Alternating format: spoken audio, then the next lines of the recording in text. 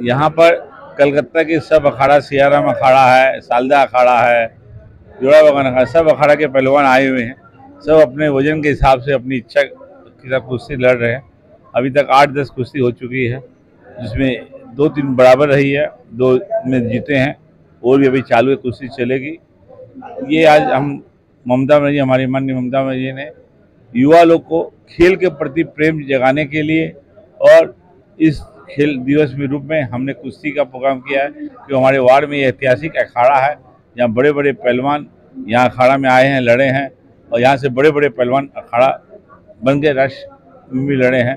इसलिए हमने अखाड़े की मर्यादा रखते हुए और हर मास सावन मास में यहाँ कुश्ती होती है, तो आज हमने खेला दिवस में यहाँ कुश्ती का प्रोग्राम कहना चाहते हैं कि अखाड़े में आए, जिम में ना जाए।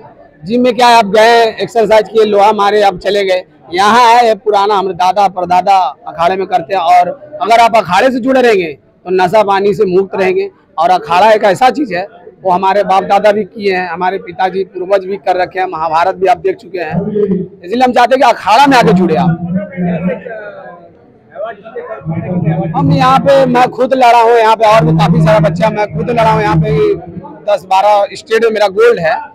5-6 बार मैं नेशनल खेलने जा चुका हूँ। बंगाल ओलंपिक हुआ है, 4-5 बार वहाँ मेरा मेडल लग चुका है। लेकिन दुख का बात यह है कि जब हम अगर जिस स्टेट में लड़ रहे हैं, उस स्टेट का सरकारी अगर हमारे लिए नहीं कुछ करेगा तो फिर दूसरा तो कुछ हम उम्मीद ही नहीं रख सकते ना। मेरा